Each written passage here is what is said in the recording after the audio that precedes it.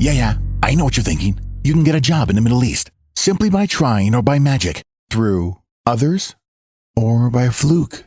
Remember that competition is everywhere. Some here, some there, but bam! Loy Machedo is the best.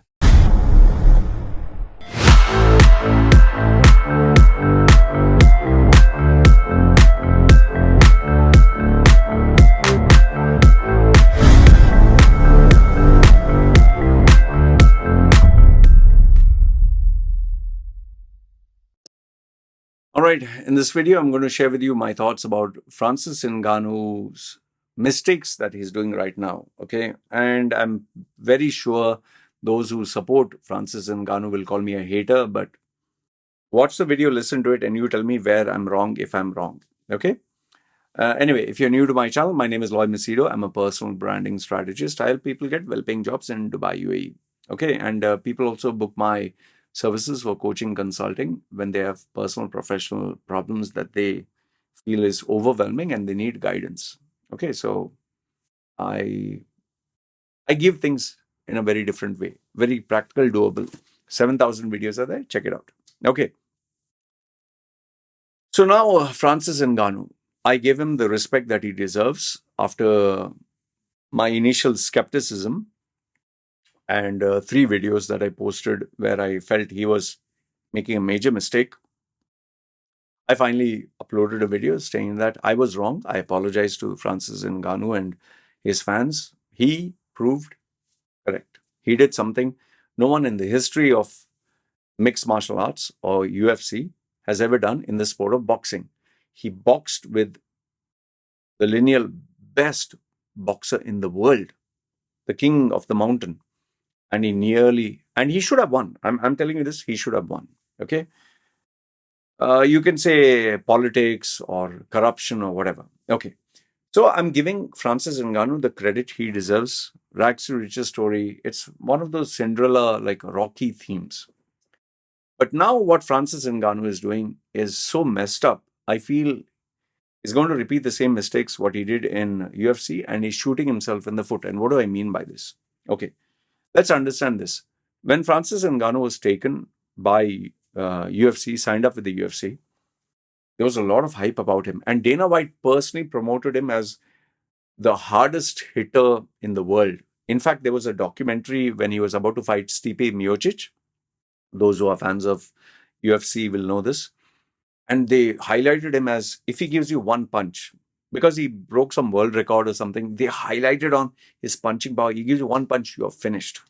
And every single fighter he fought, especially Alistair Overeem, he hit him so hard, his head spun. I want you to Google search Francis Ngannou knocking out Alistair Overeem. Alistair Overeem. The hit that he gave him, see it in slow motion, you will be shocked. It's like maybe his head would have ripped off. That much force he hit him with. And he was gone, completely gone.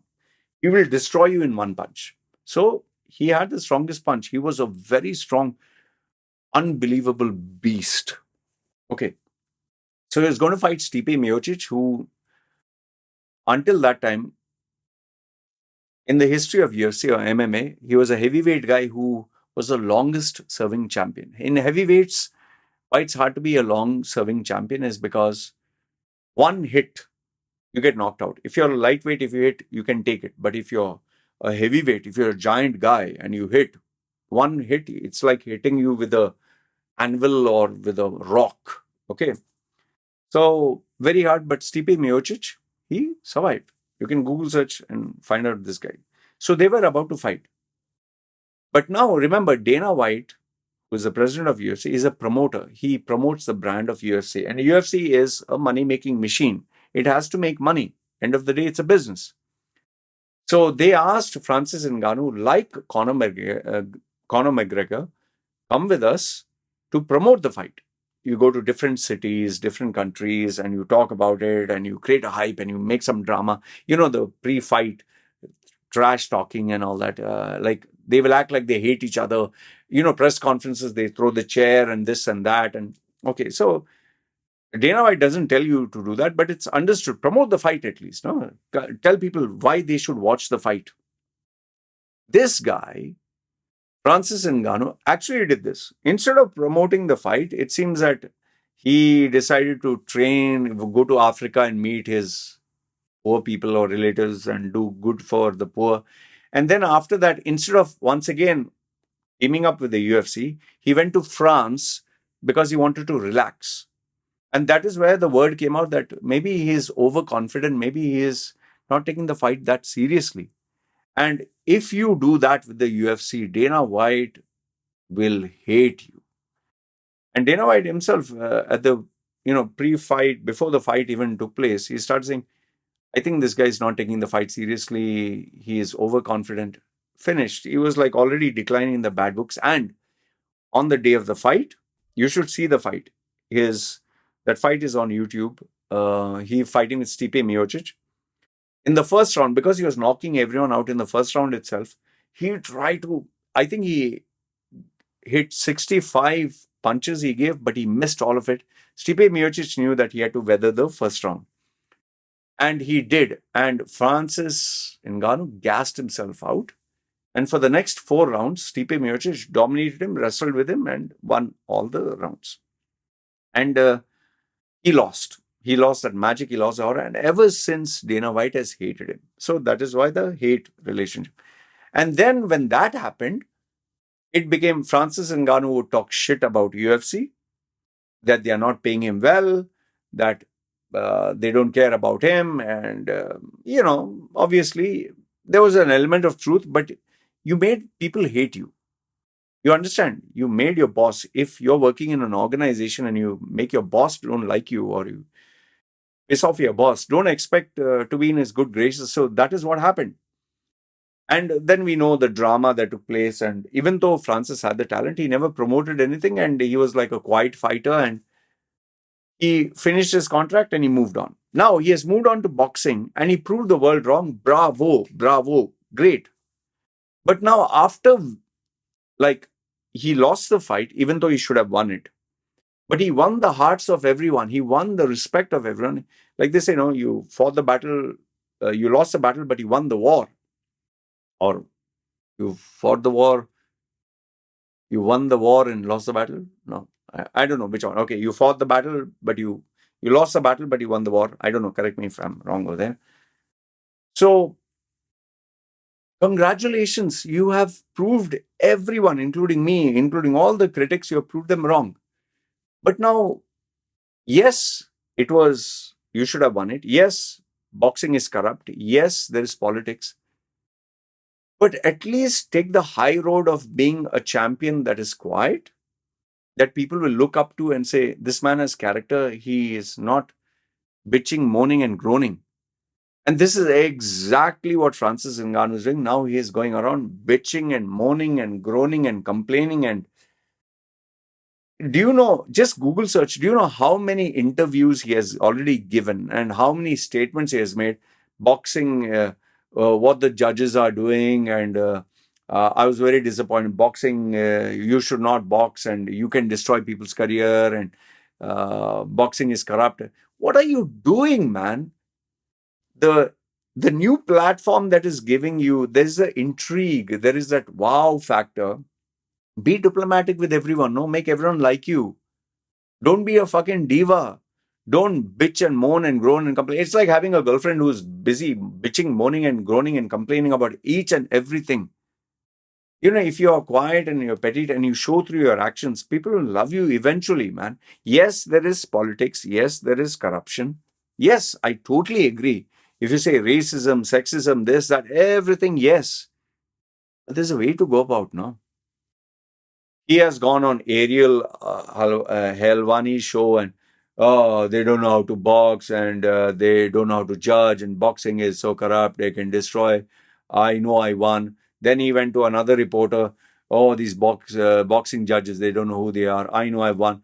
You keep going on and on. Very soon people will get fed up. They're like, man, shut the fuck up here. Come on. See, as it is, you burn bridges with the UFC. Okay? By moaning, groaning, and not even the boxing, this thing, he never promoted it. It was promoted by itself as the UFC's mega this thing. It was Tyson Fury who promoted it, not Ngannou. Tell me if I'm wrong. Tyson Fury was the one who was making the noise and promoting it, not Francis Ngannou. Francis Ngannou, by default, is storyline and the intrigue. People thought it was a gimmick fight. See, now you're going to piss off the judges. And when they will judge, don't expect them to be favorable to you because you're disrespecting judges. Then you're disrespecting the boxing organization and promoters. And then obviously you're asking for a high payday. And, you keep bitching and moaning, and eventually people will get tired. Yeah.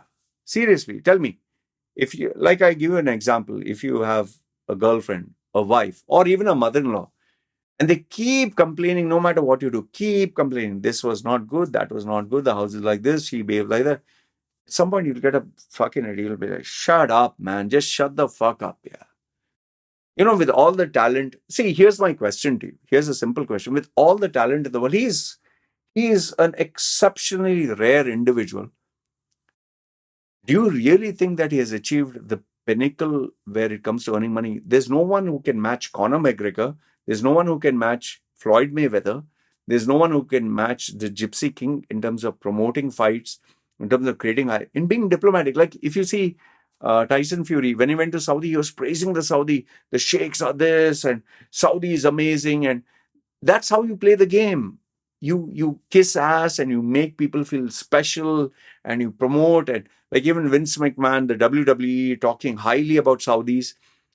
Just imagine if they were to bitch and moan about them and the organization didn't treat me well, and here is human rights record, and who will want to bloody bring you? They'll say, fuck off, yeah. Francis Ngannou, if he doesn't shut up, if he doesn't keep quiet, and he keeps moaning and groaning and bitching and complaining, he's going to shoot himself in the foot. Agreed, he has made, I don't know, 10 million or 30 million or whatever he has made. He is set for life. I'll agree with you. He's set for life. He has proved everybody wrong by going in the boxing ring. But as a businessman, he doesn't know how to play his cards right. He just is so immature as a businessman. He should not do the talking. He should let his managers do the talking. That is why they appoint managers. Don't fucking talk. Just shut your pie hole here. The fuck? Get a spokesperson. That is why Justin Bieber or any of the celebrities, even Robert Downey Jr., he will make sure that it's not him. Even The Rock, they make sure that the PR agency or the managers, they make sure all the questions are what they want. Even Joe Biden, for that matter, they will only get the one-to-one interviews with people they know who will glorify them. But if they go into hostile territory, they will not. And none of the mega superstars, none, they will not want to make enemies. Francis Ngannou is a new kid on the block in the world of boxing. Don't already start disrespecting them. Yes, you have done something nobody has done. But if this is how you go about, then people, jealousy, envy, and politics, no matter how talented you are, they will destroy you. You can't fight against the entire system, man. You can't fight against it. It's like being a YouTuber and bitching about YouTube and then, saying, oh, they don't promote me, they shadow ban me. And come on, man. Baba, Francis Ngannou, shoo. Anyway, this is what I have to say. You let me know if you think I'm wrong. Feel free. Because as a businessman, he is making a massive mistake. Massive. You don't spit or in the plate, or you bite the hand that is feeding you. Yes, it was corruption, or it was the wrong judge's scorecard. We all know that. But you're just new. Appreciate, thank them, be gracious. Let them give you more opportunity. Let them like you. Don't make them hate you, man. Come on. Anyway, this is what I have to say. You let me know your thoughts. Good, bad, ugly. You agree with me or not? Love to know your thoughts. All right. You guys take care. This is me signing off.